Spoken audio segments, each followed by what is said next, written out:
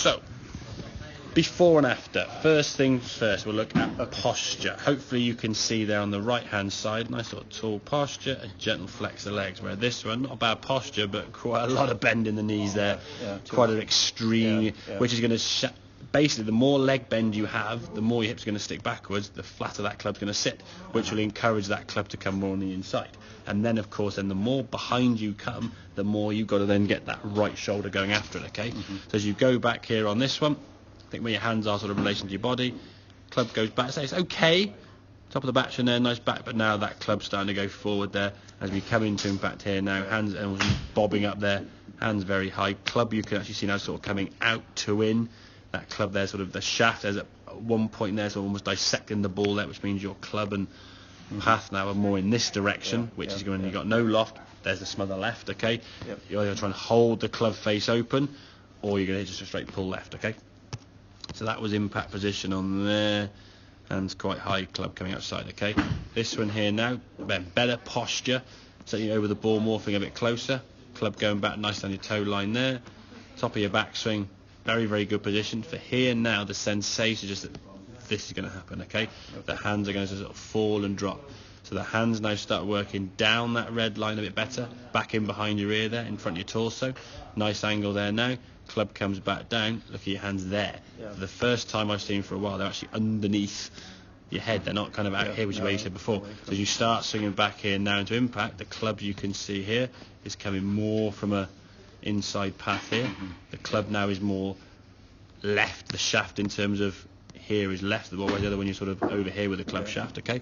So the head is working more on the inside, body's working a bit slower, club strikes the ball down screen, and then down the target, then as you can see the ball now sort of try to sort of see, but you get moving in front, unfortunately. But you can see where that ball was going to end up, pretty much down the flag there all day. And the sensation of that is now is just more, this is happening. Your body will move, don't get me wrong, you're not going to keep the body completely still, but the feeling of using it, in some ways, let the arms and the body sink together. If your body gets a little bit too active, I think as well, if we're losing distance, which in the winter we will do, through layers of clothing we have on, cold air, lack of run, and as you say, obviously we're getting older, okay, the swing's going to slow down. If we then try and gain power by giving it a bit of right shoulder, a bit of right hip to hit the ball further, that changes your path to the left, it's smothery, and then of course then when you hit that smother shot, your reaction actually probably smother into the left hand rough about 100 yards at best. Your next one is you'll try a non-smothery swing with the same swing fault. Okay, so we can get the sensation the arms are going to drop, arms going on a shallow angle, you can release that club a lot better towards your target. If the ball's starting left, there's a pretty good chance that this is just moving a little bit too fast, too quickly, and you're just smothering, pulling it to the left there. Okay. It's a lot to change. But I think that. Exactly. I think a lot of that though, it will come from the fact when you get very, in your sort of setup, if you get too far from the ball and you get too squat. Okay. Because the club now is going to swing behind you. When your feet are together, you stand quite tall. You don't stand with your legs much flexed when your feet are together, which is why I think you prefer the feet together position, because it generally gets your body in a better position here rather than being kind of here and then and a lot of knee flex. If your knees are bent, it's very hard to move. So when you stand legs straighter, you probably stand to the ball as you would if you just sort of stood there in a queue at the bar for a drink, just going, and there's your setup. You kind of stand this way. You wouldn't do this at setup. When your feet get apart, because you feel more in a squat base, you go and do that. And that, I think, is one of the biggest reasons why you said yourself you prefer swinging with your feet together, because you get in a better posture. So if we can kind of marry that sort of position there at setup where you get into the straighter legs and slightly closer and taller to it, it will encourage the club going up and down more rather than two in here and then back over the top. Because that over the top with the shoulder or whatever body part we use to do that, sending that club face left. The club face is sending too far left as you come into it.